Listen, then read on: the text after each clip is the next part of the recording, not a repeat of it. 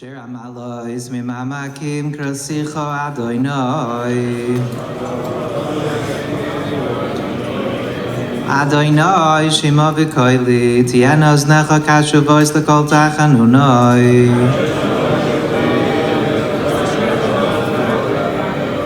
Im Avonos Tishmor Ya Adonai Mi Yamoi Ki imcha aslicha leheman tivarei Ki visi Adonai kivsa nafshi v'lidvarai ha'ichalti Nafshi l'Adonai mishamim laboiker shoimrim laboiker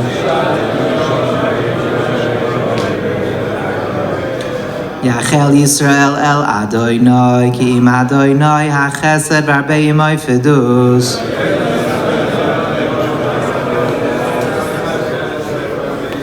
V'hu yiftes Yisrael mikol avoinoi sov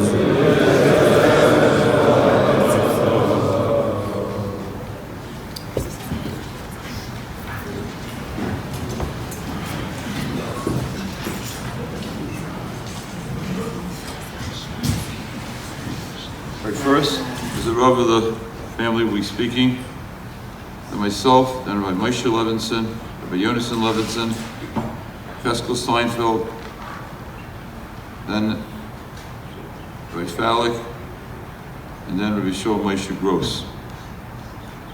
Rabbi first.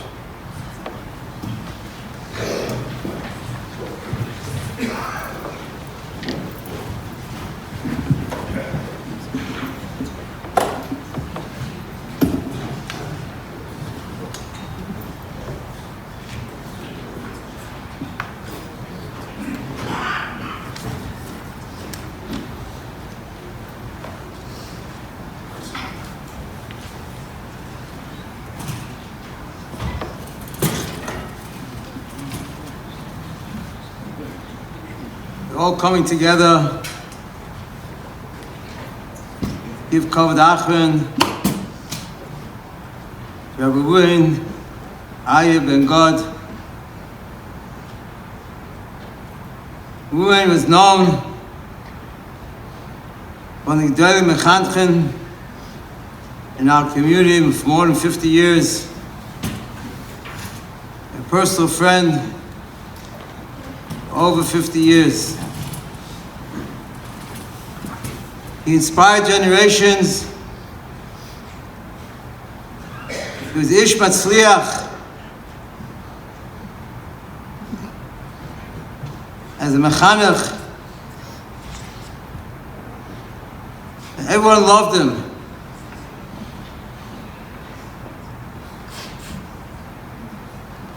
He taught generations of children have Avos Hashem. Reuven was a role model to all of his students. He understood how to relate to today's generation. He was loved by everybody. Tarek Daisha and the end of last week's Pasha ends off with Noach Motzach Chaim B'nei Hashem. Immediately, in this week's Pasha, Ve'el Tois Noach Ish Tzadik Tomim Hayu D'Oisav. Speaks out to Netziv. Tzadik. That's Ben Adam L'Mokom, Ben Adam L'Shemayim. Tomim. It's a tzaddik ben Adam lechaveroi. Reuven fulfilled being an ish tzaddik, ish tomim, ben Adam l'makom, ben Adam lechaveroi. The Rechaim HaKadosh writes, what was the thing that was Matzel Noach from the Mabel The Chain, Noach Motachem Ein Hashem, that was Matzalum from the Mabel. Only Chain alone, he can have many qualities of the Chain. This is what Reuven had. Chain, whoever came in contact with him, always with a smile, always with a Chain.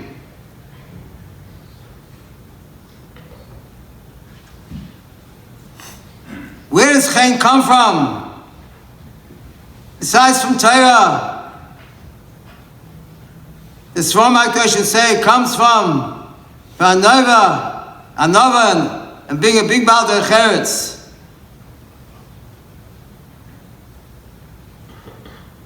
Noach Motzachem Ben Hashem. We could say this in Rabbi Reuven. Rabbi Reuven was known as the master mechanech in our community. But he also, for many years, he was a principal in Morton Grove, the afternoon and Sunday school. I just want to say one story that I personally had with one of his students that was studying in his afternoon school. I once was flying from Chicago to Newark Airport, and at the airport, I was waiting for my luggage by the carousel, and a teenage girl, 18, 19-year-old girl, comes over to me. She's wearing pants, and she asked me, do I know Rabbi Levinson? I said, of course. So she said, I just finished high school, and I'm going to Eretz Yisrael to go to Neve Yerushalayim. So I asked her, what inspired you to go to Neve? He says, my teacher, Rabbi Levinson, he's the one that inspired me. I want to see what it's all about. Right now, at that time, she was not religious. But through his inspiration, when she finished high school, she started to go to Eretz Yisrael. But the story's not over. Around 7-8 years later, I was in Eretz Yisrael, walking on the plaza by Kaisar, going towards the men's section. A woman comes running over with 3 children following her. And she introduced herself. Do you remember that girl that was at the carousel? I says, yes. She says, that's me. I said, what happened? She said, I went to Neve. I loved it. I became religious. I married a Kohen fella. And these are my 3 children. Wearing a sheitel, dressed with tznius, and so on. I'm sure there are hundreds of stories like this. His inspiration, he was able to touch many, many people, especially the unaffiliated. Baruch Hashem, Reuven was Zeicha, the sons and daughters and son-in-laws, big Bnei Torah. He was Zeicha to Deiris, Einiklach, Einiklach, all going B'dakei Hashem. Reuven, the times he used to meet him, he was always proud of his children and his grandchildren, Baruch Hashem, how they're steiging. However, all this is not shaykh. Without his Eshes Chayil, Shali v'Shalah Shalahi, Baruch Hashem, she takes a big chelik of a woman's work in Avodas HaKodesh. She was Eze Kenegdai. The Baruch Hashem should help. She was Shimarach Yomim, and she's Yinachas from all children and grandchildren, great-grandchildren. B'Elam Avos HaNetzach, Amoch Hashem Dimo Al Kol Ponim.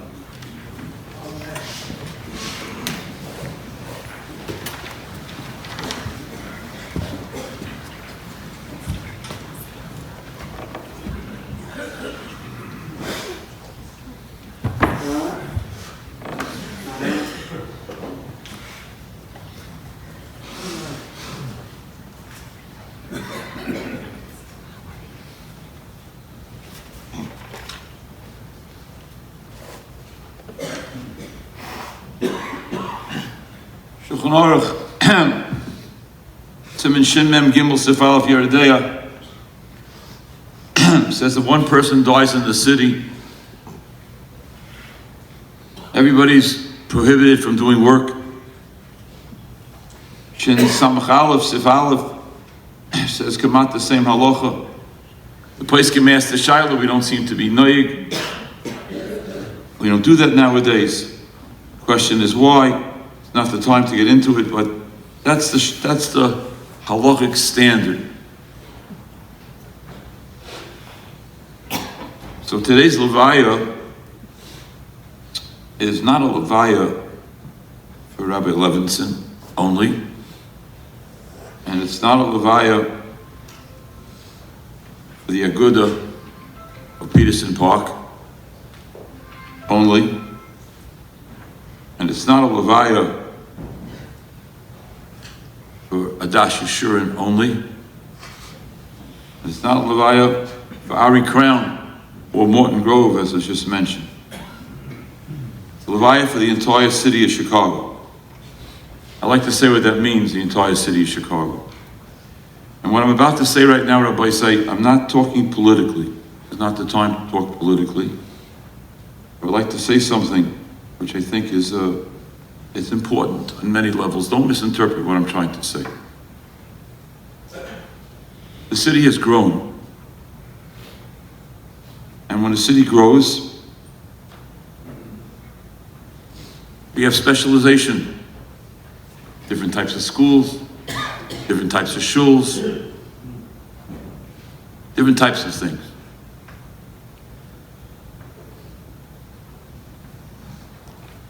Specialization need not bring about polarization, but often it does. I'm not talking about a taina, I'm just talking about a fact. People like different restaurants, lahavdil, people like different shuls, people like different schools, people like different rabbanim. That's the way it is. I was thinking about several years ago, there was an asifa for Tillim. And there was a shaila, as has happened several times. Who should say Tillim, who shouldn't say Tillim? Where should it be, where shouldn't it be? And then there was an idea that was promoted that let's have one person say Tillim, which everybody will agree that he represents the entire city. And that was Rabbi Levinson. He said all the Tillim. He said all the Tillim. Nobody had any shilas. What does he represent? Who does he represent? Who is he? What is he? There was no shilas. Rabbi Levinson can say Tillim for the whole city. And the whole city's mosque. That's today's levaya. Today's levaya is levaya for the city. That's what Rabbi Levinson was. Okay, now, I'd like to say something on a more personal note. I want to tell you about my relationship with Rabbi Levinson, not because of me, because of Rabbi Levinson. We got married, we lived in Lakewood. It was a Friday night, Leil Shabbos, during the winter. I don't know what time it was. Maybe it was 10 o'clock. And I went to sleep. It was 10 o'clock, it was early, but I went to sleep. And knocking, banging, banging, banging, banging, banging. 10 o'clock, 10:15, 10:30. It's not shaykh over here. So I got up, got dressed. I went upstairs to my neighbor. My neighbors are here right now. I knocked on the door. I didn't know what I was going to do, what I was going to say, what's going on. I meet this man. He's a big man. He's sitting at the table, banging and banging and banging and singing Zemiris and Zemiris and Zemiris and Zemiris and Zemiris. And I fell in love with Rabbi Levinson. I just fell in love with Rabbi Levinson. I never saw anything like this. He didn't stop singing. I don't know what time I left. That was it, finished.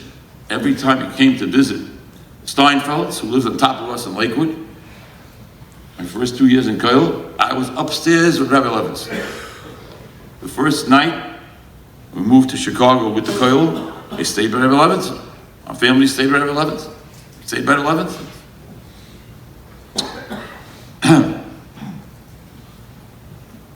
That's how my relationship started with the Levinsons and with Rabbi Levinson.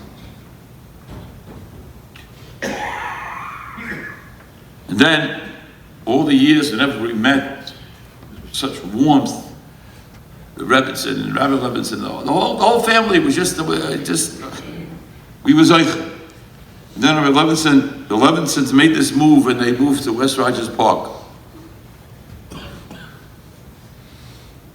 And they started davening in shul. So Rabbi Levinson showed me a new side of Rabbi Levinson, which I didn't know about. First, he would coach me about what should change in the shul. Always with Neimus, but he never gave up, with incredible tenacity. Incredible tenacity. Every week he would tell me what we should change in the shul. I'm not going to tell you what he said. I'm not going to tell you what we did do, but I will tell you it had a major impact. It had a major impact. And week after week, I mean, like Rabbi Levinson tells you, change and do this and do that. There was a... Okay. I was telling Rabbi Levinson, maybe you should tell everybody to do it. Why do you want me? Listen to you, faster listen. No, you have to do it. It was with an Amos. And when he stopped at Ari Crown, even before he stopped at Ari Crown, he was saying a shir. One of the participants in the shir told me he was in the shir for 40 years, I believe. And that shir for a while was here. The Tuesday Night Boys, I think it was called. They're learning Gemara with Rabbi Levinson. It was a mamisha. Rabbi Levinson grabbed you, Rabbi Levinson held you. You were enveloped by Rabbi Levinson.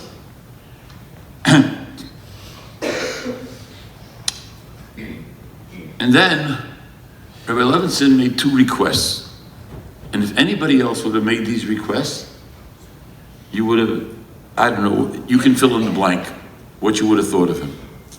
Rabbi Levinson made 2 requests. One request was about davening Yom Neroim. See, he davened right here. Yom Neroim, I don't know how many times. He davened Ma'ariv on Rosh Hashanah. It was a different tefillah. Different tefillah. With his big white yarmulke, with his little stender, which he put on top of his stender. And he davened. That was one request. It was an honor for Sheitzach, but he asked if he could daven. And then he made another request. I even wrote down that such an incredible thing to ask. He said he wants to daven Yom Neroim on the Mizrach. He wants to daven on the Mizrach. I didn't ask him why. I didn't ask him. We put it on the Mizrach. He wanted to daven Yom Neroim on the Mizrach. My interpretation is pashut. He was in an elevated level all year long, but on Yom Neroim he was at a different place. He wanted to daven near the Oren. He asked to daven the Mizrach. And he davened the Mizrach, Yom Neroim. And then, I can't tell you for how long, every time he got an aliyah, the only person in shul with the name God in his name. Everybody here at Levinson was getting an aliyah. Every time he got an aliyah, he cried when he made the brachos. For the last few years, every single aliyah, he could not make it through the brachos without crying. Not on Yom Neroim, on Tuesday, on a Monday or a Thursday or a Shabbos. Whatever it was, he was crying. He was crying. It was divrei regesh. It was not. It was real tears. He was crying. The schus to hold the Torah, the schus to make a bracha on the Torah. It's not shaykh. Okay, now I want to say something else. I did not ask Rabbi Levinson Rishus for this, and I'm going to say again. Just listen to my words. I'm not making a machor. I'm telling you a fact of life. Anybody ever spoke to Rabbi Levinson on the phone knows that Rabbi Levinson would say, I'd like to say a word. Now I knew if I called Rabbi Levinson, or if Rabbi Levinson called me, I had to put time into the phone call because he was going to tell me a word. I want to ask you something, Rabbi. Say. Nowadays, everybody's in a rush.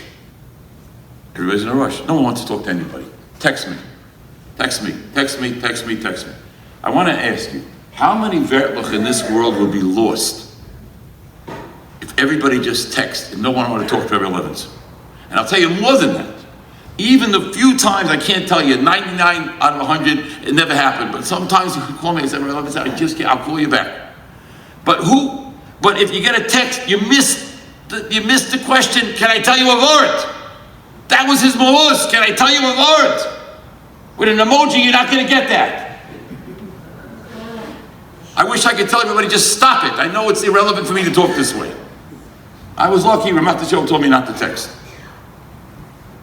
How much longer to hold on, I don't know. But I know that I got Rabbi Levinson's voice in my ears. I want to tell you a word. Then he would tell me a word. And something he would say to me, I already told you this word. That was a fine. The man lived Torah. And his Torah gems were gems. Just think about it, Rabbi said. Just think about it. I'm not asking anybody to do anything. But just think about the relationship of hearing a voice on the phone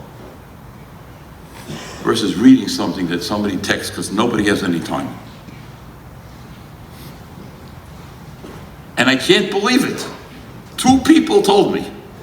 One person, the father told me, one person, a friend told me. I don't want to take away from any of the speakers, they may say it. But that people called him every single Friday for 20 years? So they should hear a word from him? Who has time for that?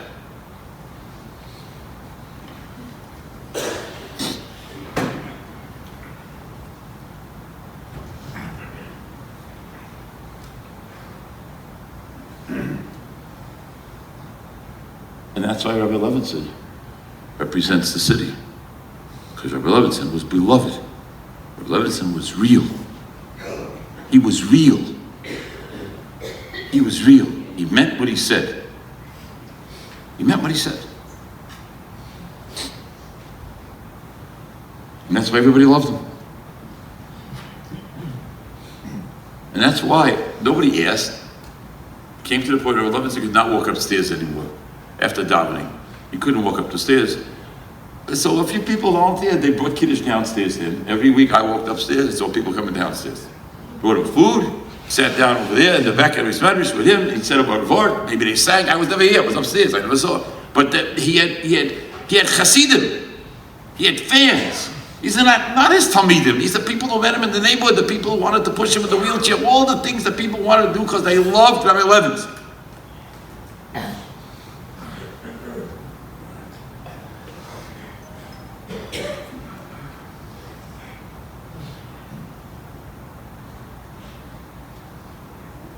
Rabbi Levinson also had a part of him that was Shira. Shira was Rabbi Levinson. Shira.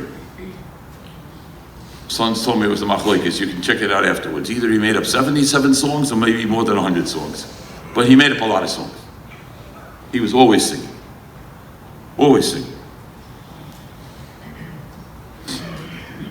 And there were songs that came from the Lev. There were songs that came from the Lev. The words of David HaMelech, or whatever words they were, there were songs that came from the Lev.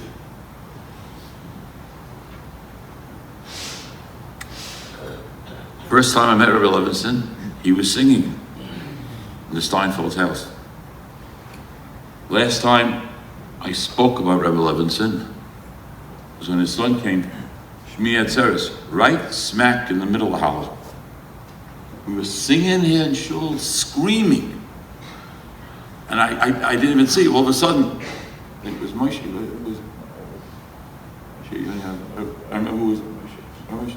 Yeah. And once I look up at Rishtenda, we got a phone call from the hospital. How should we go to the hospital? You take an Uber or whatever. So I spoke for the first time in my life, maybe during Howell, to tell him what to do. And I said to myself, I try to keep it together. But I said to myself, started my Yachas with Rabbi Levinson with singing. This is going to be the end of my Yachas Rabbi Levinson would sing. Shira and Shira and Shira. Then I had discussed many times, it's an uncomfortable feeling for those people who ever went through the feeling. As a Kohen, to get someone who's older than you as a Levi to wash your hands. It's uncomfortable. It's uncomfortable. Uncomfortable feeling. somebody older than you. One of my chaverim in Lakewood told me that he was a 20-year-old Bach in Polovitch, and Chatzko washed his hands. Okay, Chatzko came out, he was a Levi, he washed his hands.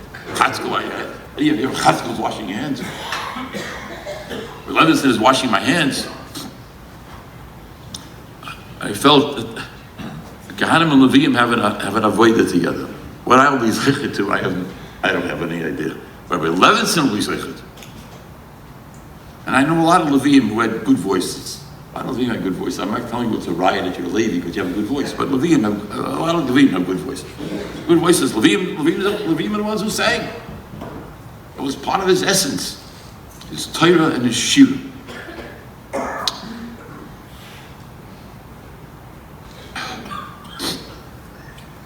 It says that Tzaddik Aleph and Beis at the bottom of the Yom in Sanhedrin, it says that Yeshua ben Levi sing Shira in Olam Hazeh, is zeicher to sing Shira in Olam Haba, whatever that means. Being arrived from Ashrei Yeshua Yisecha Oid Yalucha Selah, Marsha asked what's the right in the pasuk. Pasuk doesn't say anything about Shira. The pasuk says Oid.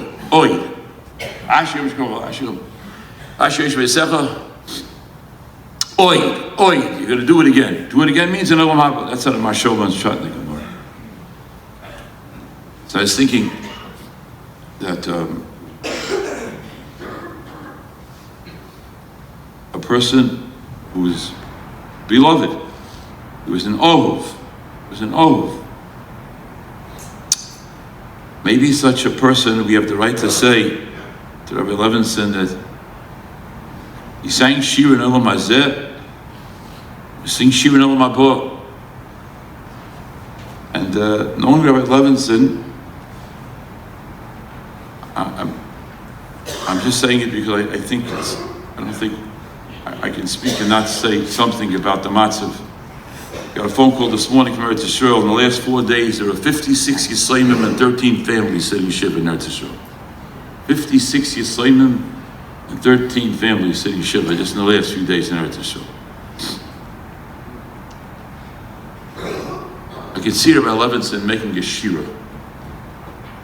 I can see Rabbi Levinson getting everybody together. Let's sing a shira to Hashem. And the shira will be about Geula. And the shira will be about begging HaKadosh Baruch Hu with the matzav shem. Begging HaKadosh Baruch Hu, there should be no more Yisayim. There should be no more Almanis. Besides the thousands of people who are wounded. Rabbi Levinson could come up to Shemayim with the schusim and with the life that he lived. The person who was an Ov, the person who did so much. He should be zeicha to be a military for his family, his Rebbetzin, as was mentioned, his children, his grandchildren, great-grandchildren, all doing the Ratzon Hashem.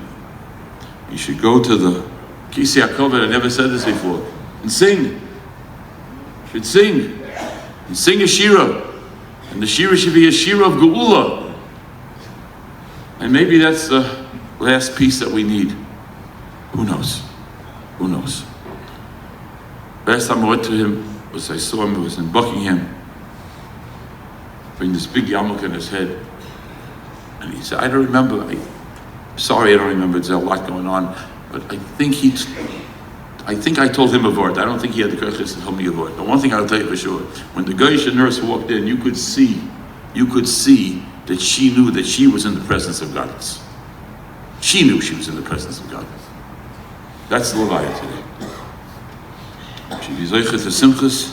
We should be zeicha to have more people that are accepted by everybody in Klal Yisrael. Not so easy to do.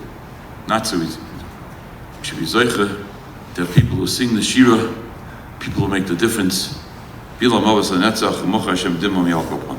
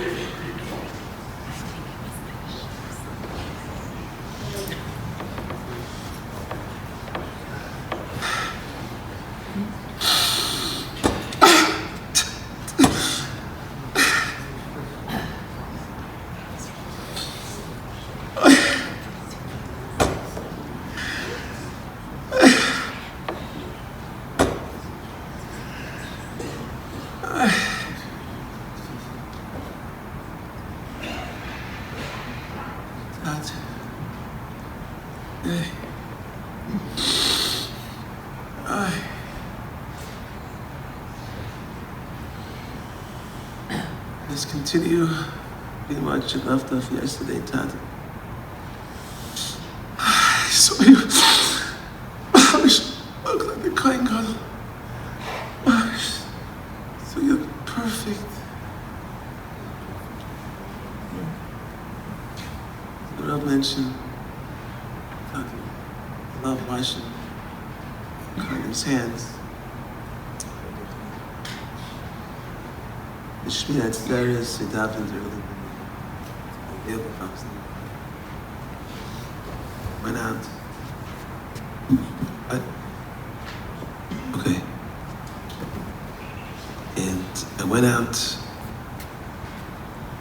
to wash Khanim's hands. Before I had a chance to wash even one kind. Someone came to me and said, "Hey, Moshe Levinson." I said, "Yes." Someone's here for urgency. I left without washing any hands. Okay. I had that feeling that I'm not going to be washing today.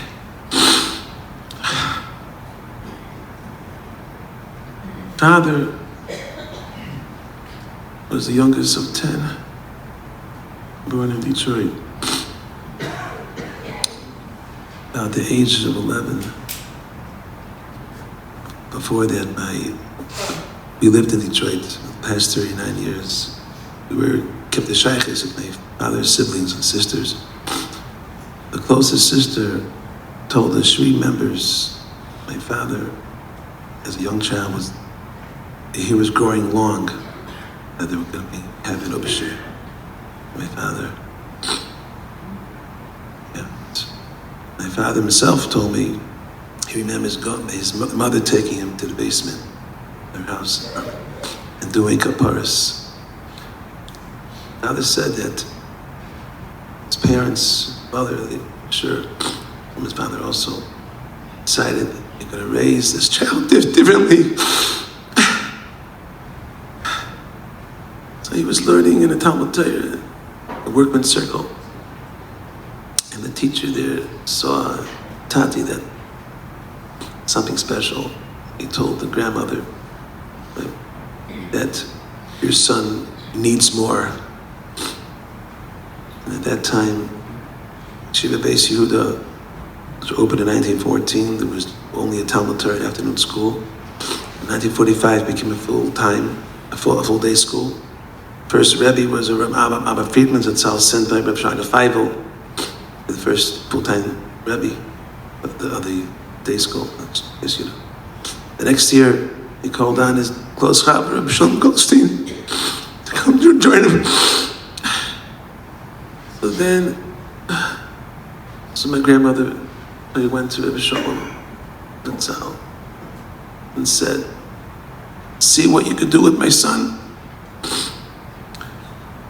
So Rabbi Shlomo met her father and invited him to the house, put some cake and soda.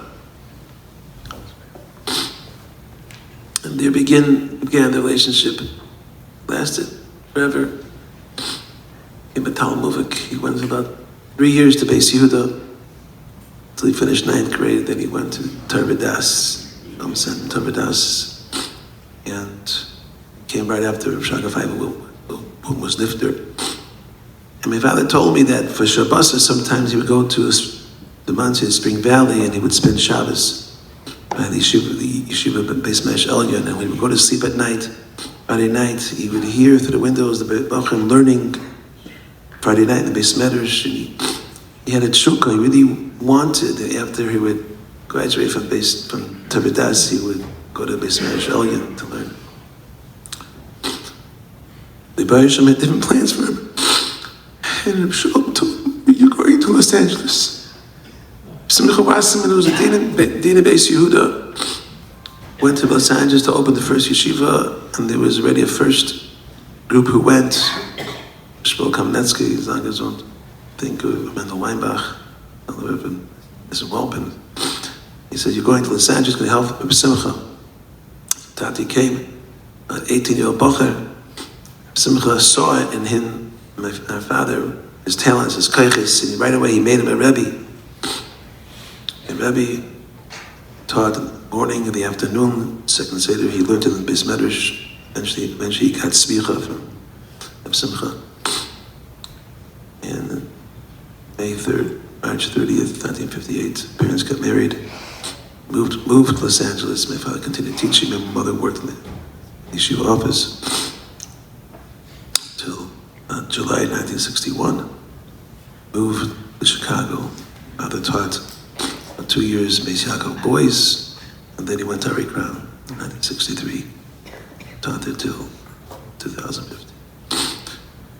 I was able to have my father 2 times, once in 5th grade. I couldn't find the 5th grade Rebbe. My father he was teaching 6 in the morning, taught 5th in the afternoon. I had my father in 5th in the afternoon, and I found my father again in 6 in the morning. Everybody knows about the famous Arikon Hebrew Day School Day Camp. That was the name, Arikon Hebrew Day School Day Camp. And I never knew this, but when I was in the camp, and the way that the day started out with Nagina, my father got a guitar, taught the camp a niggin. There were 2 sides, color war, Mayim, against Eish, Ches against Emes, Shemaim against Arts, and both teams sing individually. And every so often, the president of the school, Mr. Rosenblum, would come in. And my father would say, and now let's sing it for Mr. Rosenblum. And I thought, Stam, nice, the president should hear. Only years later, in my father's retirement, 2015, the yeshiva, Arikon honored my father, and he spoke on that video. And he said that Mr. Rosenblum said, Levinson, you don't understand, this is Chicago, you can't have a Torah camp, it's not going to work. Father said, can I at least try? Try, he did. So now he understood. When Mr. Rosenblum would come into the gym, Father would say, now let's sing it for Mr. Rosenblum. He'd be sitting, standing in the back, the big smile on his face, Mr. Rosenblum, shepping the nachas.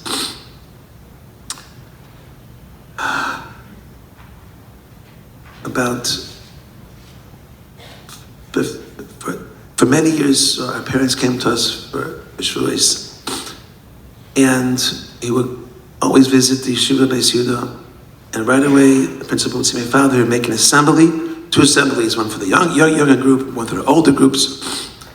And for the younger groups, he made races and games, and there was someone playing a keyboard, I was playing guitar, and we're singing the Gunos like Laihudim. And for the older classes, he spoke in the Beis Medrash, and he had a guitar, and he sang niggin. So someone was schwitzing away. So the principal asked him, why you do this? He would say, thank you so much, Levinson. My father would say, it's the least I can do for the yeshiva to give me so much. I'd give something back. And then in about 2010, my father took me out in the back of the house and said, my Shara, Baruch Hashem, you've aided now. Time you make sukkahs. We're going to make you sukkah deco, we're going to make you a sukkah. I'm going to come with such a schus. Every time Mami Tati would come, I'd be always tending to whatever Tati needs, whatever Mami needs. Taking Tati's shul, taking here and there. Such a schus. And always helping us out, however they can, financially, different times, different ways.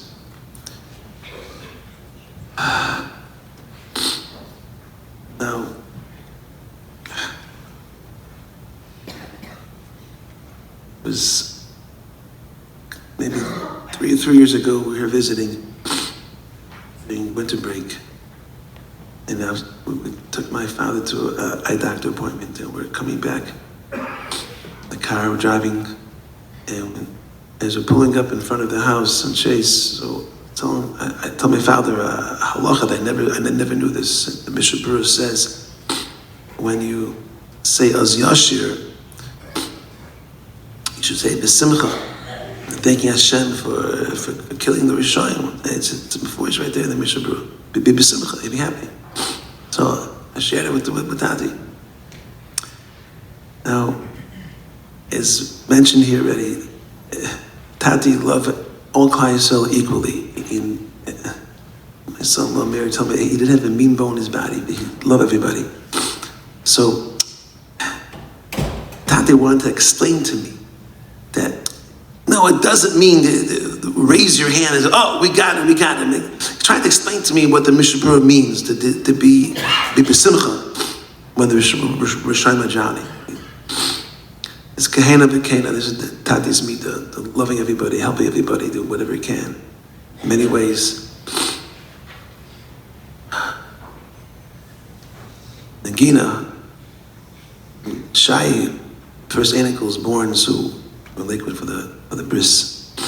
And at the Suda, Rav Shner Zatzal, who was a Santik, Rav Shner asked Tati to sing the niggin that Zaidi made up, Tati made up. It was a famous camp niggin, but Tati sang it in Chicago at a chasana. Rav Shner was by that chasana, and Tati was singing it. Rav Shner loved that niggin. So he asked Tati, sing that niggin now. Please, in the Suda, we're singing away. Ima Martin, Mota Ragni, Chasach Hashem, Yisadei. Koyach Nagina, the guitar, the assemblies in Ari Crown, the Leuven, the Ruach, the day camp.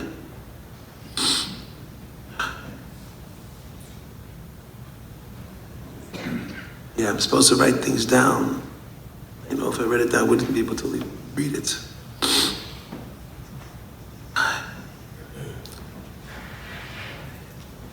So much to say, Tati, so much to say.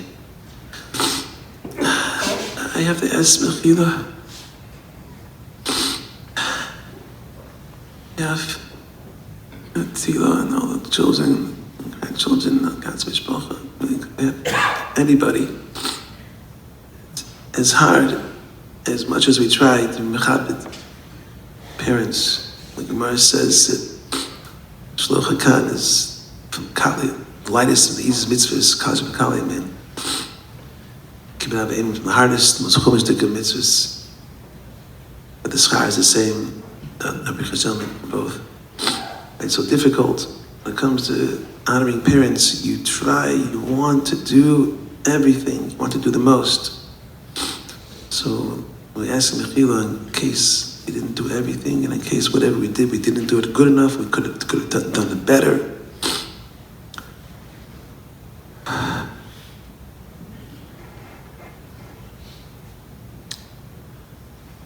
But there's so much to say. Tati, you taught me everything. My father, my Rabbi. When I became a Rabbi in the Beis Yehuda, so it's thinking back, Reverend Albert Friedman, some Goldstein Zatzal, Makarev Rabbi in the Zaidi, all those are Rebbes. And I became a Rabbi Beis Yehuda, and several years later, I was able to teach Rabbi Friedman's grandson. A few years later, I was able to teach Rabbi Friedman's great-grandson. Rabbi, they knew what they were doing, being Tati's Rebbe, Rabbeim. But how they planted this one seed, and how it grew and reaped the labor, toil they put into the Tati, that Tati's son is able to teach grandchildren, great-grandchildren of his Rebbe. That's all.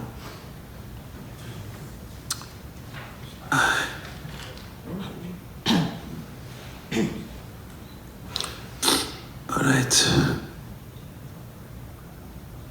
I have to say goodbye. That's saying goodbye. Tati left so many Talmid, left over so many Talmid in Geshtigen, living in different places. When it was one Yontif in Detroit, and there was a family from Cleveland visiting Detroit, the children in Detroit, and the wife was from Chicago,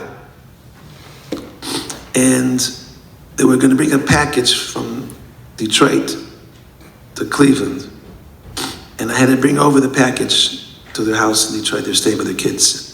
And the wife opened the door. As soon as she saw me, she wanted to sing Zadie's camp song, but she was just saying the word, saying it. When one of our daughters was in seminary at Eretz Yisrael, she was eating a Suda by a family. And when she asked her name, and she said, Tzippi Levinson. She said, Levinson? From Chicago, Rabbi Levinson? That's my Zadie. And she starts to sing the camp songs, and she was already a grandmother. The indelible impressions and memories, it went krichig ayin into the hearts, into the Levin, into the Bayach, and it made them who they are.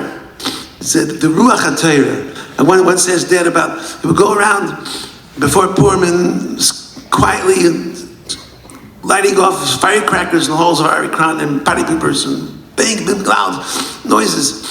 So I asked Daddy about it. It says that even though, yes, in Chicago there's Purim, Avada, the mitzvah Avada, but the Ruach of Purim, the Ruach of Yantav, that's not there. That's what Zadie was bringing, the Ruach. He would go to tells all the time. Rabbi Chaim always invited him to come to say Hallel on Hanukkah two times. He loves Zadie's Hallel. And come Purim, bring guitar and make a lebedik, sing the Gudim on Purim, dancing, lebedik. He loved Zadie. Loved Tati. He would come Motzei Shabbos, Mava Malkas, Tzirei, and ask Zadie to sing, teach a niggin. The Ruach, Rabbi Yitzchak Sorotskin, would come to Detroit to visit the in-laws. The group was now Levinson. One time he came, he spoke at a dinner. I think the Rabbi Levinson, Malka. He spoke, and afterwards I went over to Misham Leichem and told him who I am. So, your father, he would come to the yeshiva. Was it Shabbos? He would sing. He started to sing Hashemayim, Hashemayim, Masab ben Kivada. He was singing Zadie's Niggin. Okay, Tati. Now you're gonna go up. You go up to Shemayim. See? Several years ago, we were in Lakewood for Chasana, and he had a lot of time. We went to the Lakewood Cheder. I was walking around, and there was an office door that was open, and someone picked out and said, "Can I help you?" I went and Shalom Aleichem and told him who I am. He's Moshe Levinson. He's Menachem Levin. He's one of the principals of the Cheder. So your father's Rabbi Levinson? Yeah. Oh, let me tell you something. Rabbi Shlomo goes, he's at Tzal Gezot.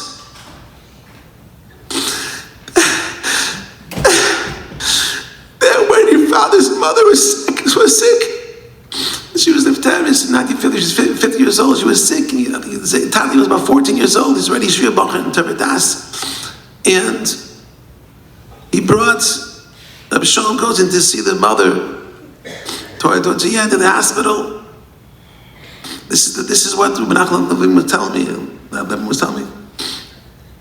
And the grandmother, father's mother, said to Rabbi Shalom, Ich gehe jetzt Olam Emes. He asked me how many children do you have? She said, I'm going to say, Ace, one child. So maybe Bechus. Tati, you're going to come up to Shemayim. Your mother's going to greet you. She'll take you out.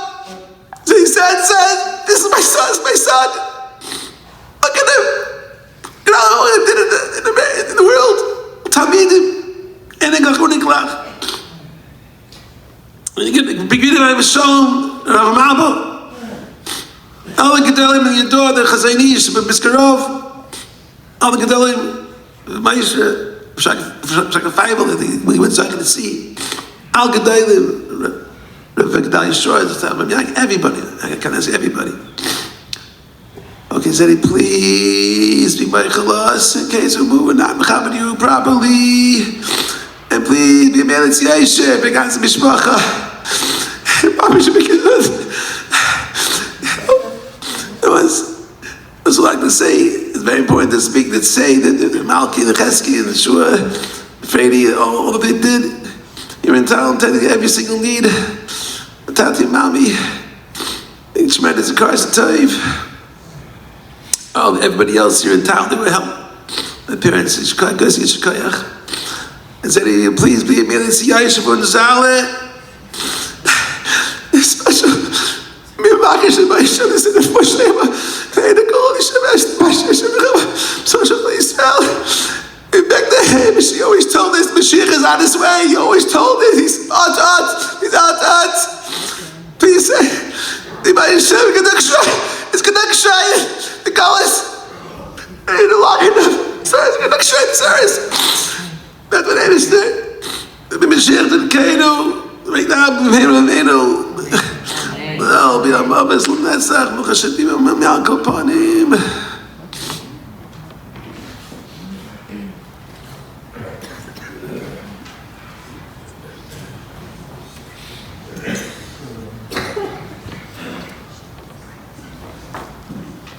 I apologize for some repetition. It was already mentioned. Approximately 80 years ago, the legendary Menal of Yeshiva Tervadas, Rabbi Shagafayim Mendelovich Zatzal, sent two close Talmidim, Shluchei de Rachmana, to Detroit. Rabbi Shalom Goldstein and Rabbi Abba Friedman, Zechrein Levracha, as was mentioned, to turn an afternoon in Sunday school Talmud Torah into a full day school, Yeshivas Beis Yehuda. About a year or so later, they recruited my 11-year-old father to join the yeshiva. After graduation, his Rebbeim sent him to Waynesburg to Yeshiva Tervadas, and after high school was chosen together, as mentioned, with a group of very choshev bochrim to Los Angeles to help start a new yeshiva under the handhola of Reb Simcha Wasserman ben HaKodesh Rabbi Chanan Zatzal. Thus started 70 years of what the Psukim in Parshas Vayeshev say about the Maisa of the Shvatim and Yosef. Vayishma Reuven v'yatzilehu miyodam. And weiter it says, Laman hitzil oisem miyodam lo hoshiv el oviv. First 8 years in Los Angeles, followed by more than 60 years in Chicago of Harbotzes Torah, Kir of Rechoikim, and Chizuk L'Kreivim. First, it was mentioned, what was then called Beis Yaakov, more than 50 years in Arik Crown, teaching Talmud Torah in the afternoon, B'nai Reuven, principal of Martin Grove Talmud Torah for 13 years, giving shiurim in Lake Koilo, more recently shiurim at the Chicago Mitzvah Campaign, starting and running every day camp for 12 years, from the founders of Pirchei youth groups, one of the driving forces establishing the Tui Mikvah. And I was told by an Eid Neman, people don't know, many years ago, my father and Rabbi Yitzchak Goldberg Zatzal would go door to door, raising money for this beautiful mikvah we have today next door. He had private chavrusas, giving eitzes, hadracha, chizik, to countless individuals and mishpachos. Ki yadua, about tefillah, and about menaging, b'chesed elyon. All was done with simcha, warmkeit, a tmimiskeit, and a geschmack. I've been told that outside, for the Rosh Yeshiva and Rabbanim in the Shtat, my father was considered by many the first yeshiva man, the first ben Torah in Chicago. His tzura and mahalach hachayim was one that spoke and acted al pi Mesiris HaTorah. Until Chol of Yisrael became available, I think maybe in 1971, Be'erich 72, for many years my father did not drink milk or eat milk products that were Chol Stam. His mouth only spoke Divrei Torah, Divrei Chachma, Beloshen Nekiya. He was very, very makbid to speak properly with a Dohabinakite. We saw in him the koyach of a yochid, and what one person can accomplish with willpower and doing the Ratzon Hashem, l'shem shamayim. On behalf of myself, my mishpacha, and the whole mishpacha, we ask mechila if we were pregay in your covet or mitzari you in any way, and for any lack of a karas hatoiv. Please be me'emelitz yosher for Mami Shetichya, who was behind Tati in all his avodas hakodesh all these years. Me'emelitz yosher for the ganze mishpacha, and for all your many talmidim who called you Rebbe. My father's biggest nachas, I believe, was when he was in a grocery store, in a shul, or on the street, and a young bacher, an old bacher, an elter zayda would come over and say, Rebbe, shalom aleichem. That was his nachas. And when asked, what is your profession? He would tell people, I'm a diamond polisher.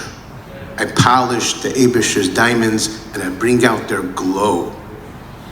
And he saw in his old Talmidim their potential that they themselves did not realize. And he never gave up on the Talmud. Please be a Me'emelitz Yosher for the ganze Stadt Chicago that you did so much for, and much was done that no one is aware of. And be a Me'emelitz Yosher for all of Klal Yisrael. I'll be Messiahim with a letter written a number of years ago by Rabbi Levinson, that tells the Rosh Hashiva in Chicago on the occasion of my father's retirement. L'chaved yedid nafshi, Harav Reuven Levinson Shlito. Mazel tov, being honored for over 5 decades of dedicated work in chinuch habonim v'habonos. Your warmth, expertise, and personal attention to countless talmidim and talmidos has left an inedible and everlasting impression on them for lifetimes of devotion to the Rabbeinu Shalom, to Torah, and to Klal Yisrael. Best wishes for many long years of good health and nachas for yourself and your Eshes Chayil Shatichya. Be Yedidus, be Ahava, Birchas Kol Tusela, Avram Chaim Halevi Levin Ur Yisai.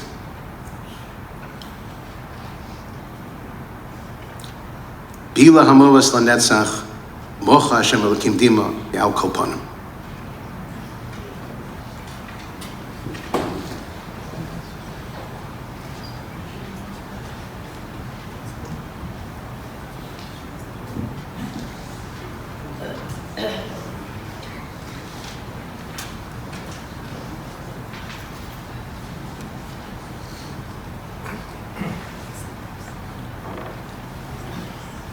Kol HaKodesh Hazen, Maradasar, my home.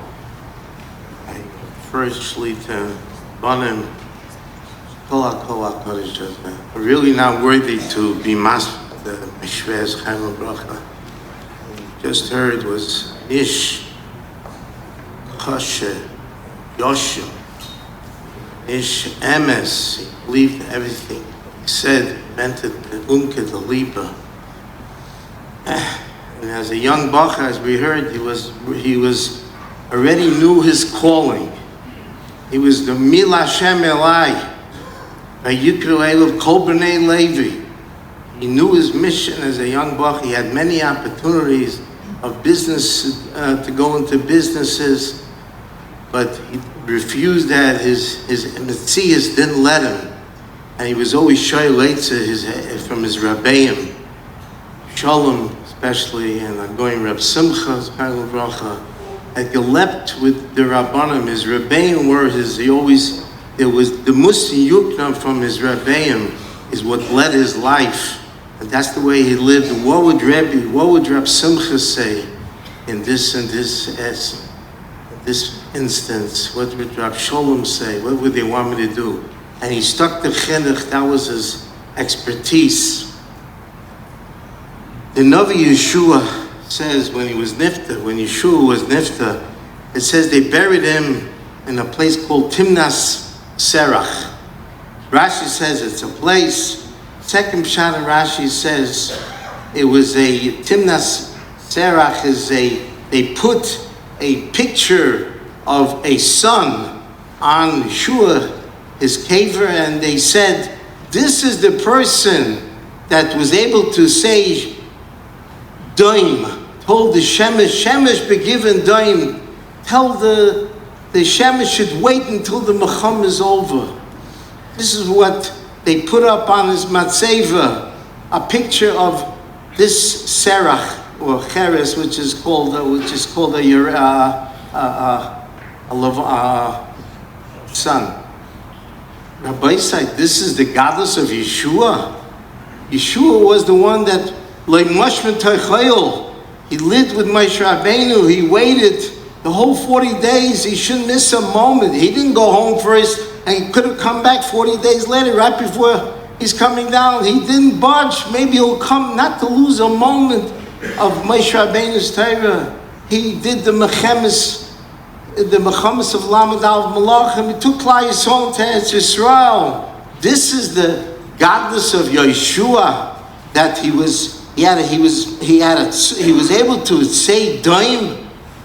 And I think the answer is, it doesn't say Shemesh begiven Amoid, because the Alkut says Hashem mimizrach Shemesh hamevoyei, when the Shemesh gets up from the Mizrach until Mahul Hashem Hashem, until he goes to the Ma'ariv, a Shemesh doesn't stop saying Kilus and Shevach to HaKadosh Baruch Hu. And the Shemesh told Yeshua, I'm gonna stop for you? You're telling me Doim? I was created before you. I was created on the 4th day. You were created on the 6th day. Hey, I'm the Gadol, you're the Katan. And Yeshua answered him that I'm the one that is going to say, I'm going to take over your job. Because the job of a Shemesh is not, it's a continuous Shira. You don't, yesterday's Shira is not enough for today. You need a Shira Chadosha. Every single day you need a new Shira. And Yeshua says, I'm going to take that responsibility. The godless of Yeshua was that he was a continuous, he was doing the job of the Shema. Who can take such achrayas that give thanks and praise to Hashem on a continuous basis with a frischkeit, with a new intent. Yesterday's kavanah is not enough for today. You have to steigen in a chorus haboirei. And Yeshua said, "Doim," because I'm going to take it over. And he said, "Oz yidaber Yeshua ein dibur al lashon shira shenema oz Yoshem Moshe." The godless. This is why Chazal is saying the greatness of Yeshua is not just that he was the Talmud Muvik of Moshe Rabbeinu. He was able to take the achrayus of the Galgalim, and it was in harmonies.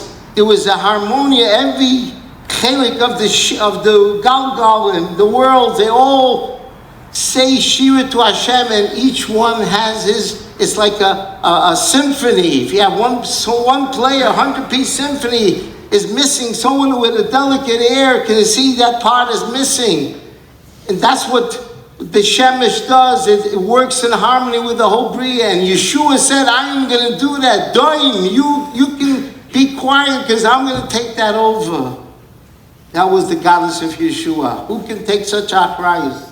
I shrez Rabbi Reuven Ari Ben God Halevi was a Yid. It was a constantly new Shira. Where did the Shira come from? It's Babaki Alev. Because he was Ish. His peh, he was a peh kodesh. Like you only said, Areinu Moil. You never heard a bad word. I knew my shver for over 45 years. I always spoke to him and never heard a bad word about a fellow Yid.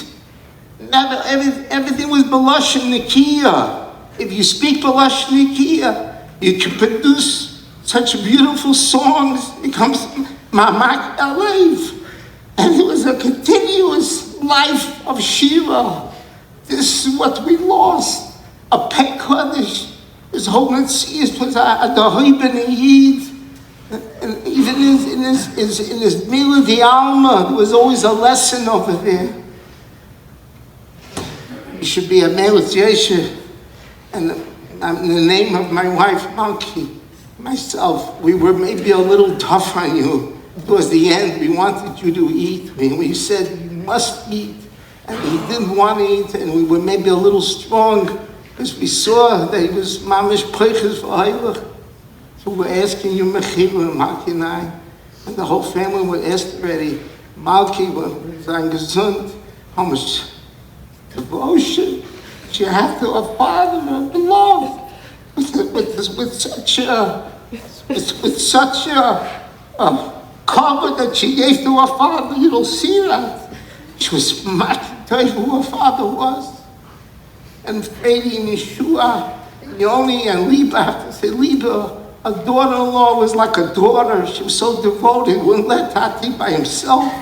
Seder spent hours and hours. And now towards the end, Moshe and Tila came to the rescue at the end.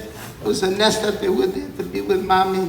Maybe she was given the Mommy Shavuot Yom HaVishonim. Like we heard, she was a Ezer. In all his Avodas HaKodesh, she worked for Rab Simcha, and with Mamish, with Mesiras Nefesh, the pay was very, very schwach. But Tati had a mission, and this is what she said, this is what I'm going to do. I'm going to be an Ezer Connected, and she was.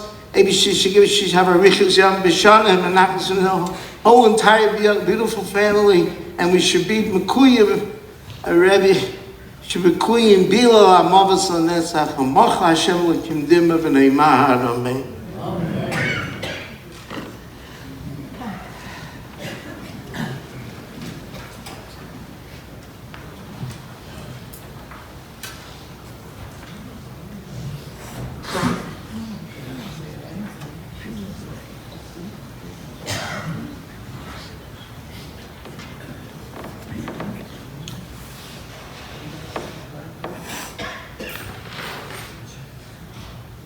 Stand here feeling completely unworthy.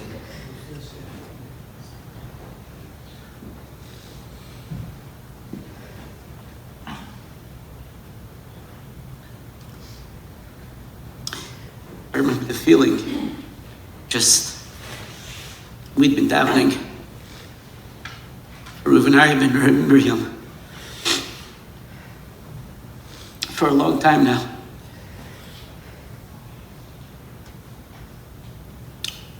And seeing in print Reuven ben Gad Halevi with the words that sell.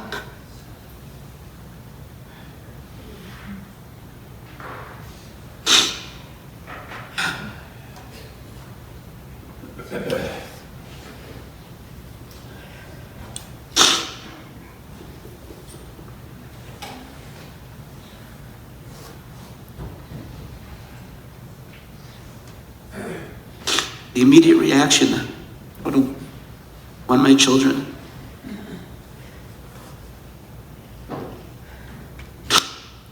Upon hearing the Besurah was Zaidi lived a full life. He was a person who was Baba Yamin.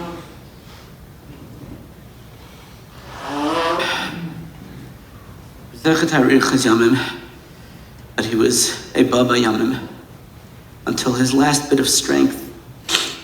He tried to muster up the courage to say a story with some kind of lesson. He was a man of chinuch through and through from his youth.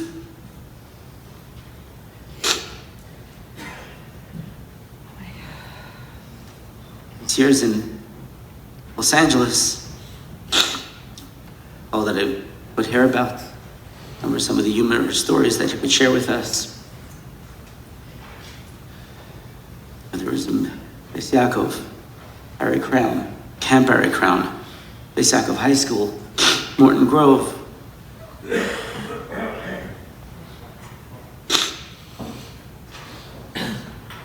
Teaching in Yeshurun, his shir, it wasn't just stam a shir that was to give over. It was one of the shiurim that he would give was specifically to be able to help those who had children in school and who were themselves beginners in learning, to help them be able to help their own children.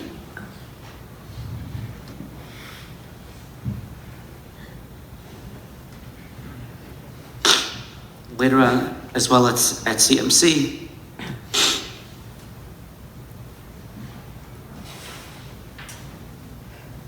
if Tati were out here, he would say thank you to all those pistis who gave him the opportunity. It gave him such chiyus to be able to share what he got from his Rabbeim.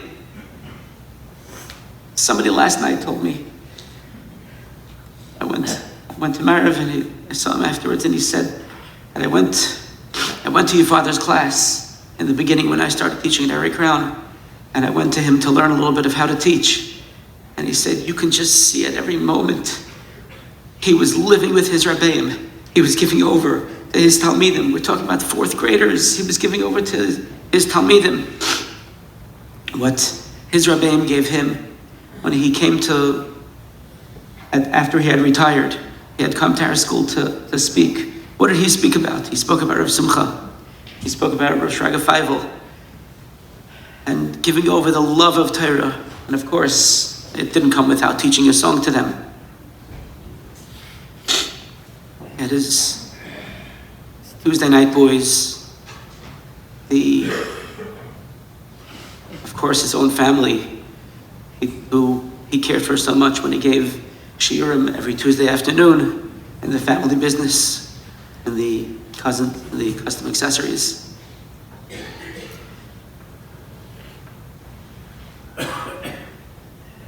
It was every opportunity that he found. He felt that HaKadosh Baruch Hu gave him moments in life to teach to others. It would be on the way home from shul when I was a younger man, and I would daven at the Aguda. We would be crossing the street, and he'd grab my hand. Did I tell you this vart? Did I tell you this vart? And this was, of course, after waiting for a while because he was telling everybody Vretlach. Unfortunately, some of it was with Cheskel, who had plenty to tell the Shver back, and it was going back and forth.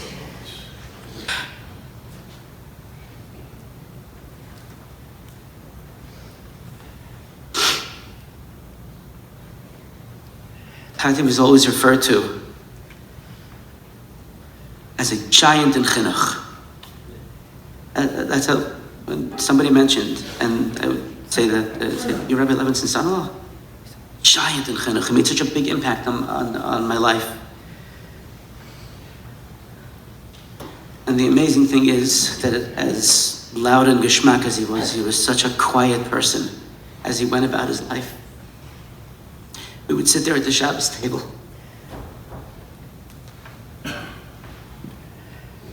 And in between the singing and the banging, it was, if it was, they would differ Torah. If anything at all was said that was not said in the most idle way possible, Tati would never join in the conversation. Every now and then there'd be a wince, and we knew that conversation had to stop.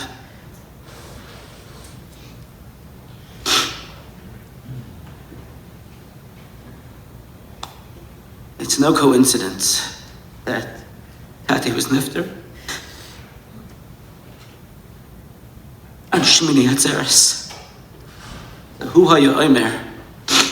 He loved sharing this vart, in particular when it came to certain Yom Tovim that related to the eights. Whether it was Chanukah, Shmini Atzeres, Bris Milah, the idea of how 8 is L'malam min HaTeva. Anything within 7 was considered Teva. But the day that HaKadosh Baruch Hu wanted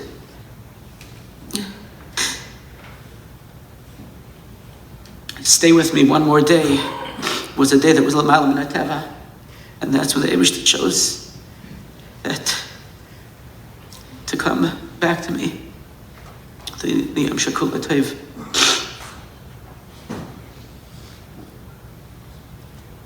While I wasn't in the house when Fred Leah tells me growing up,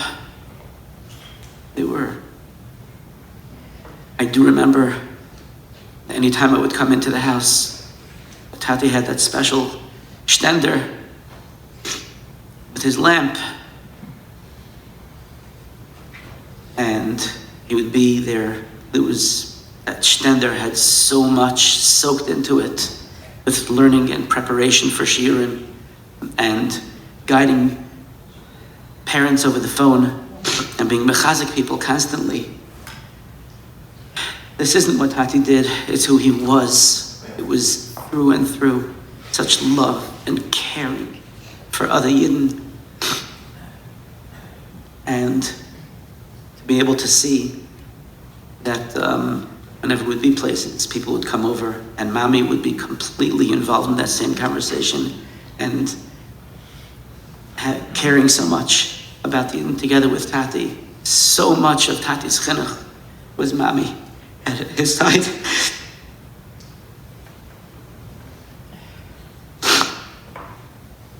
And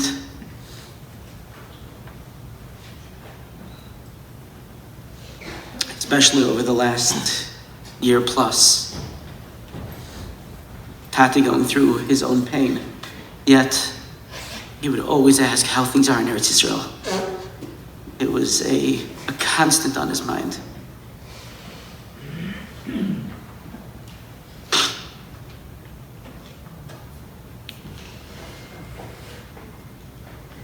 I think it's important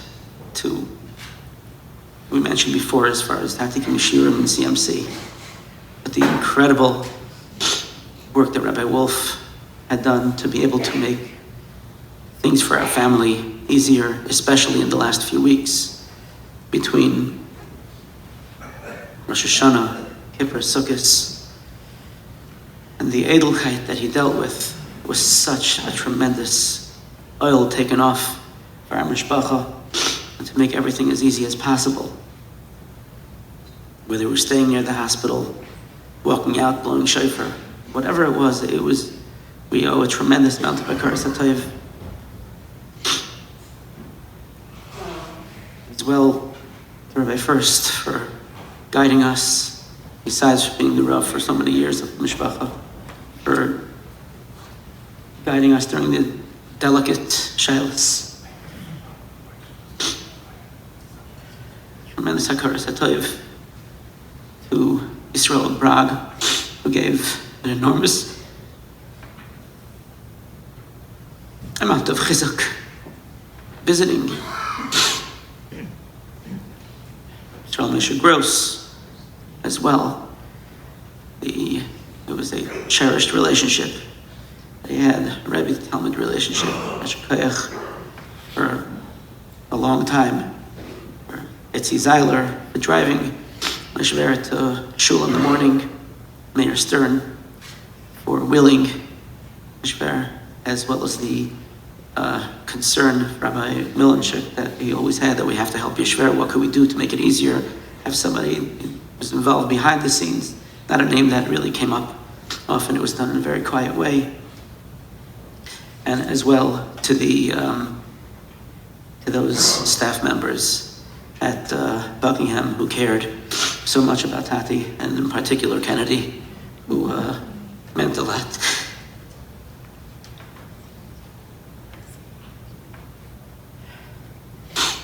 On behalf of Fred Leah and all my children, we ask Mechila for the times that we did not show as much kavod as we should have.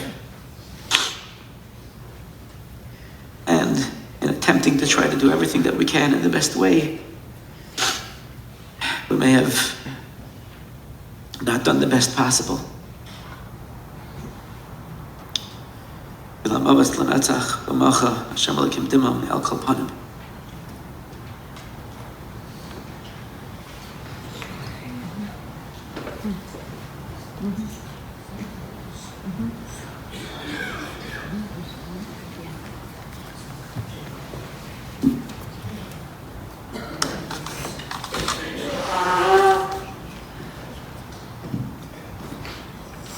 Rabbi.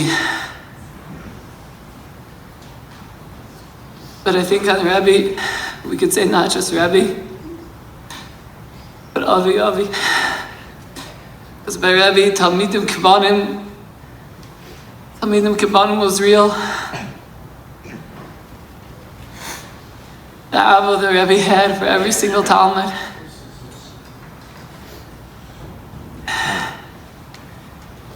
Try to speak about what it meant to have Rabbi from a Talmud's perspective. So much of what I am today is because of trying to emulate Rabbi.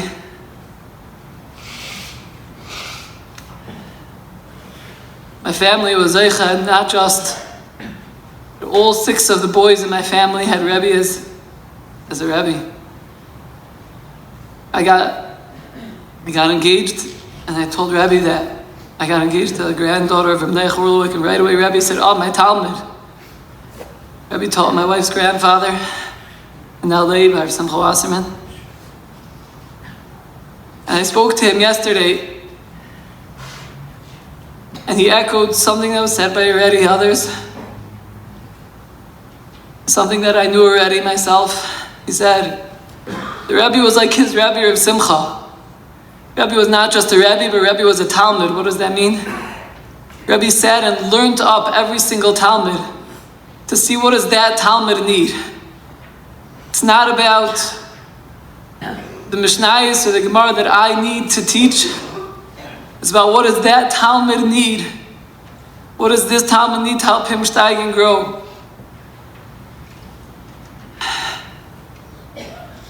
It came from the love and the Ava that Rabbi took himself out of the picture. It was just, what could Rabbi do for the other Talmud? There's so many times that I spoke to Rabbi, whether it was about boys in my class and I was teaching in Hari Crown, about boys in the shul. And Rabbi learned up the situation, he learned up the Talmud, and was able to give the advice that was so on target, exactly what was needed. Sometimes when it was about boys that in other places couldn't necessarily carry out the advice, because if the Rabbi doesn't live the ideals that Rabbi lived with, then you can't do it. It has to be that the Rabbi lives with the ideals that he's not in it for himself, but only for the Talmud. It was with this love, this Ava, that started our relationship, starting in 4th grade. Rabbi taught us, I just said in Shul on Yom Kippur, I was discussing what it means that you show that what's the only thing important in life is Ruchnius and Torah and Yiddishkeit. And I said, I used Rabbi as a mashal, and I said how Rabbi taught us in 4th grade. Rabbi told me once that Rabbi wanted to show us that he could do everything we could do. He could hit the ball further than we could hit. But at the same time, he taught us that there was nothing more gishmak than another Mishnah. Nothing sweeter than another Rashi. And it made such an impression on us how we had such a gishmak in highlighting another Rashi and another Rashi. Over 100 Rashis that we learned in 4th grade.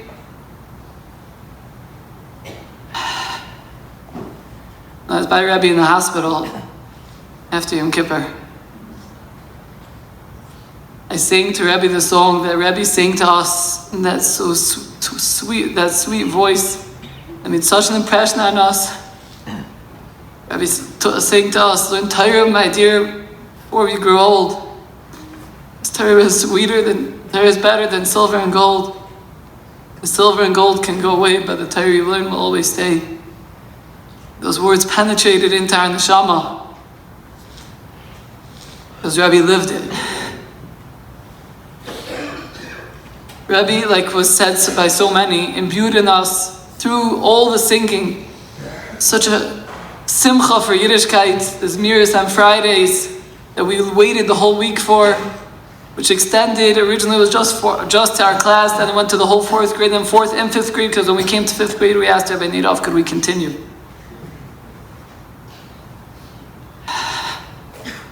The Zmiris at different times, whenever we were in the car, the last trip on the way to the waited for a trip at the end of the school year when Rabbi would sing in the car and lead us in Amar Bekiva.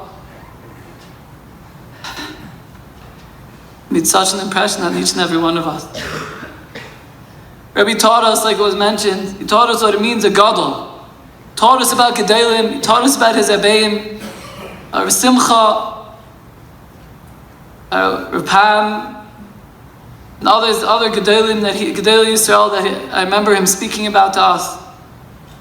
The pictures of Gedalim that he had hanging up on the walls in the classroom. When he told me when I was teaching, he said, you must hang up the pictures of Gedalim in the classroom, because it makes an impression on the boys. There was something else unique about Rabbi's chinuch. Rabbi never lowered himself to the boys. Rabbi held himself in a way that we felt like we were in the presence of greatness. He was mechanech us. There was no such thing as saying you to a Rabbi. So much so that when I was in other places and I heard boys from other places saying you to a Rabbi, I was shocked. Say you to a Rabbi? We don't say you to a Rabbi. But at the same time, as feeling like we're in the presence of godless, of greatness, the Ava poured forth and we felt like we were so loved, like I said. From that year in 4th grade, I, together with another friend of mine, Dov Friedman, we would come back to him every single Friday by lunch and we would ask him for a Dvar Torah. And when we graduated Ari Crown, we decided that we can't stop. And every single Friday, we called Rabbi and we waited. Sometimes we had to call back once or twice to get through. And we waited to hear Rabbi's voice. Rabbi would pick up the phone and say, "Oy, my tzaddik." Rabbi would tell us of art. And every single week without fail, Rabbi would end off. So you have what to say? He would end off with a bracha. In yeshiva, the bracha was every single week. Hatzlacha in your learning. I got married and had children every single week. Nachas from your children and hatzlacha in your learning. And that gave us chizik for the next week. It was for ourselves, the chizik that we got from the love that we felt from that phone call, from the bracha that we got, that took us till the next Friday. How much ava we felt when there were times when I would call, when Rabbi was shvach. Mrs. Levinson would tell me that I asked Rabbi, will you speak to Yisrael Moshe when he calls? And Rabbi said yes.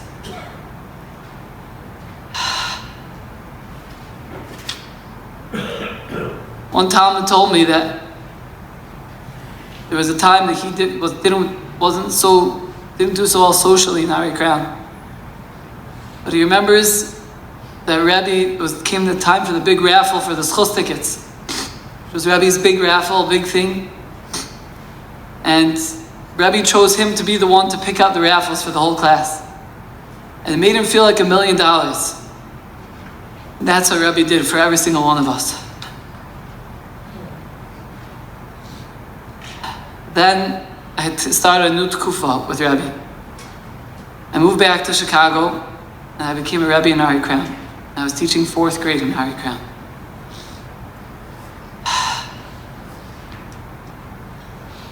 And Rabbi took me and Rabbi guided me. Rabbi remembered those Mishnayos inside out, told me exactly how to give over the Mishnayos. And there were times that I was struggling in certain areas. There was one time in particular I was struggling in teaching a certain area. I got advice from so many different people and nothing was working. I left school. I didn't know what to do and I called up Rabbi. I said, I need to come over right now. I came to Rabbi's house. I went into the office, sat down by that stender with the light, and I told Rabbi the problem. Rabbi said, that's not the problem, that's not the problem, that's not the problem, this is the problem. And he was right. Came to him with a boy that was struggling in the class that I didn't know how to deal with. He taught me again how to deal. Can't hurt a boy. How delicate, how you have to see the pain of every single boy and you have to make sure you don't hurt the boy.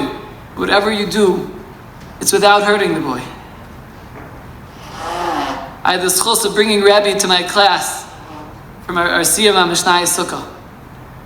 And that was after a whole year of them hearing me quoting the Torah and things from Rabbi and stories. I had a picture of all my Rabbeim up on the wall, and Rabbi was up there on the wall. And he came, and my boys felt, I never saw anything like it. For 45 minutes, they were spellbound.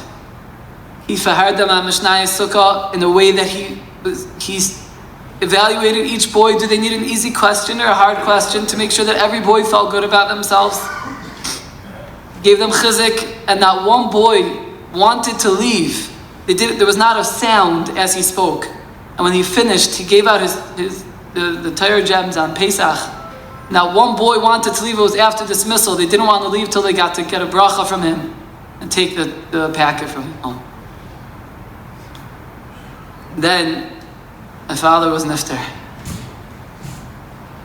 That morning, I called Rabbi very early in the morning, even though I knew Rabbi's not usually up then. I think I woke Rabbi up. Because I knew that Rabbi would be there for me at that time.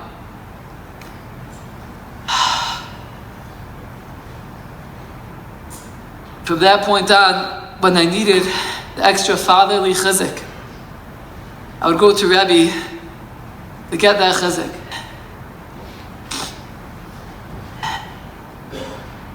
I walked into Rabbi's house when it came up the idea of leaving, that I would have to leave the school to go into the shul.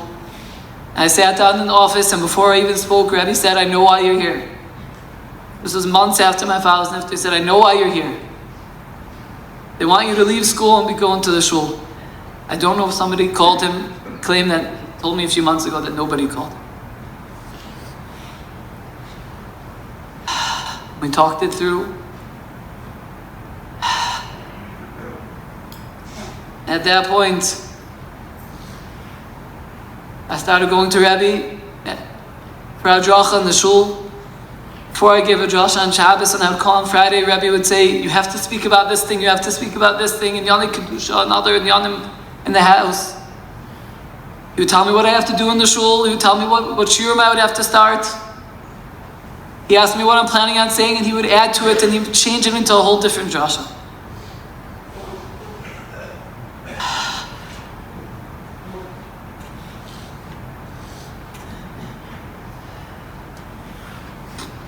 One time I had the schos of brought my children many times to Rabbi.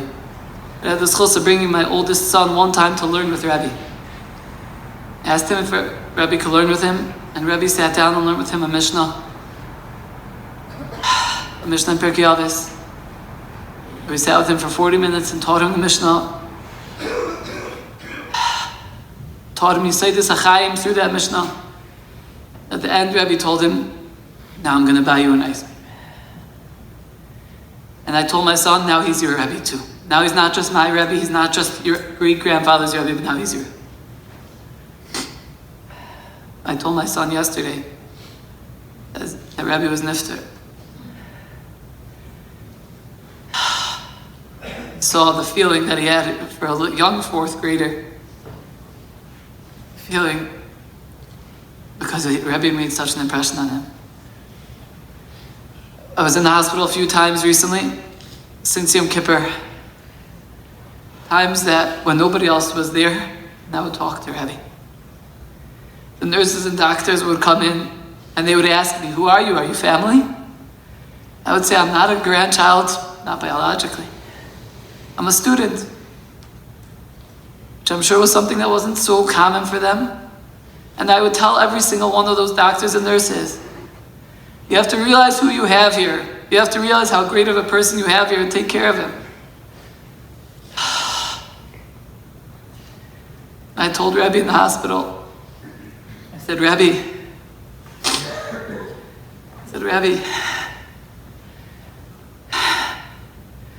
Rabbi's like my father right now. I need Rabbi.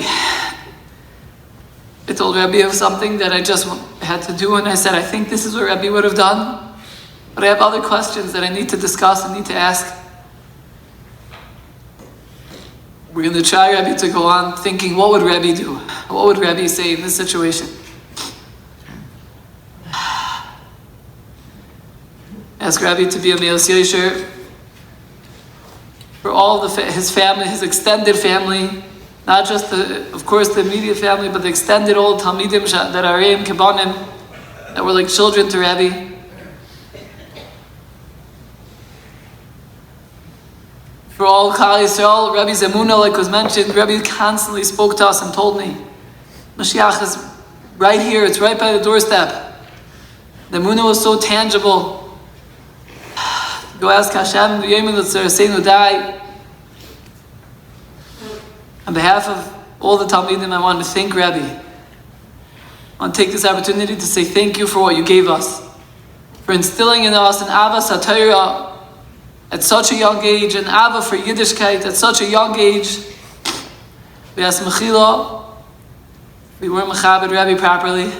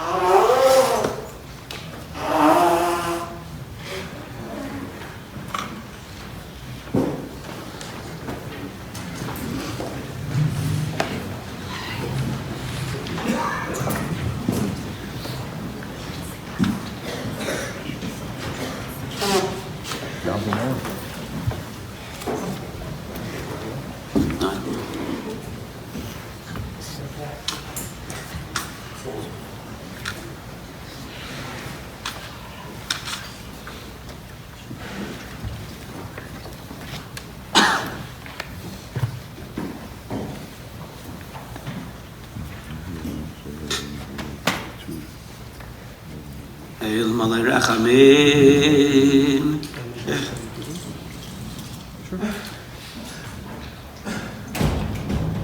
Shechein Bamim. Amtzei Menucha Nechayna Al Kanfei Ashechina. Malois Kedoshim Utayrim Kizayar Haraki Yamazirim. Es Nishmas Reuven Aryeh Ben Gad Halevi Shalach Lailamai Bavur Shem Mishpachtoi Yiten Tzedakah Ba'ad Hazkar As Nishmasai Began Eden Tehem Menuchasai Ochein Baal Harachamim Yastirim B'Seiser K'nafav Lailamim Yitzroir, B'Yitzroir HaChayim, Es Nishmasai, Adonai Hu Nachalasai, V'Yanuach, B'Shalem Al Mishkavai, V'Noi Mar Amen.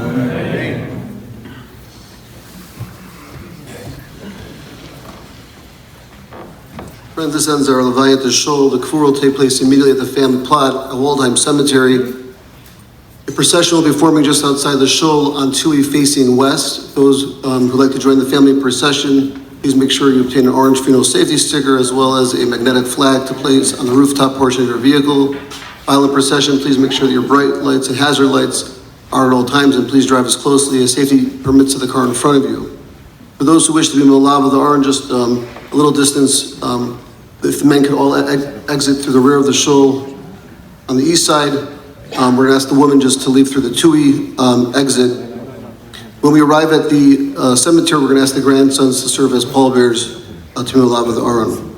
Upon return from the cemetery, the family will be sitting Shiva at the Levinson residence, 3112 West Chase. Shachar is at 7:30, Mincha followed by Marav at 5:30. Those times and some of the other information is going to be posted on the Funeral Home website.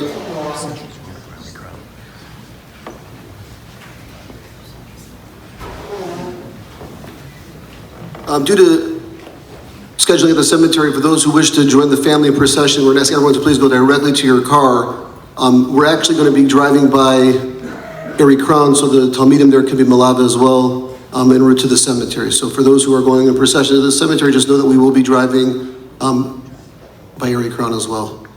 This does conclude the service here. If everyone could please rise as we escort the Rabbanim and the family.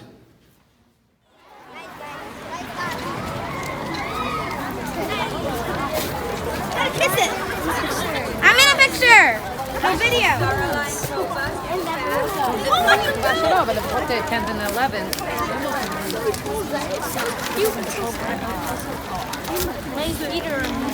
I woke up at 2 a.m. and I thought it's 6 a.m.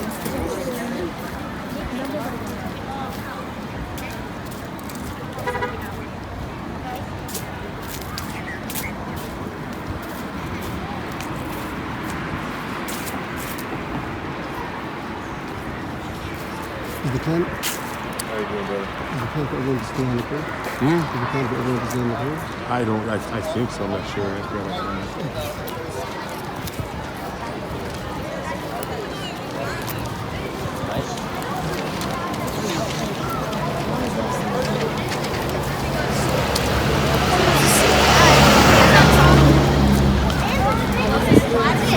Is that the body? They're picking up berries.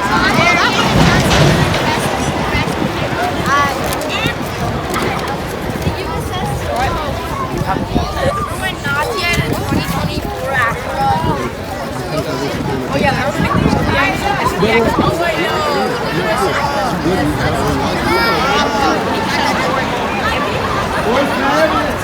Boys, please listen for Rabbi Shepherd. No conversations, listen to Rabbi Shepherd.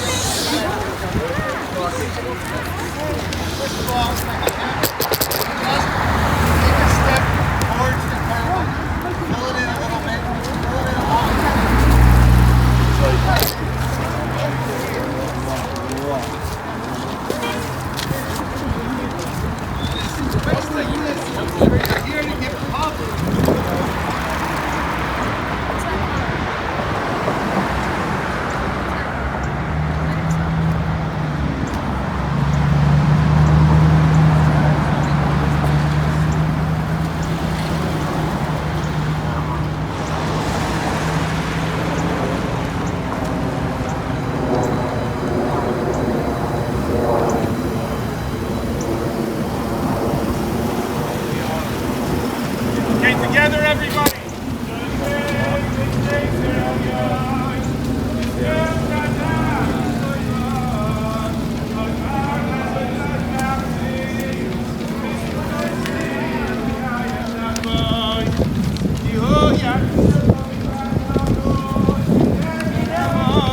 Boys, say the Tehillim out loud.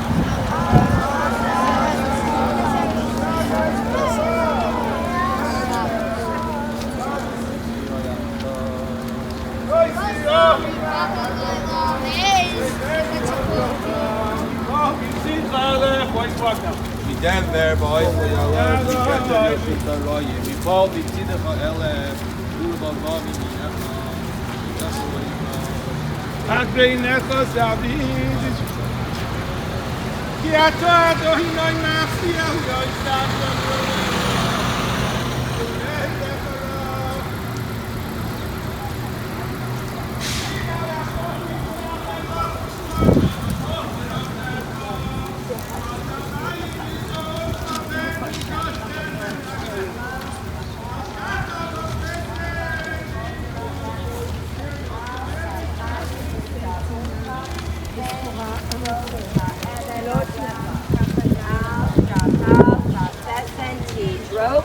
Tirmos kefir visani, kivi vashak va'afafeu asagaveu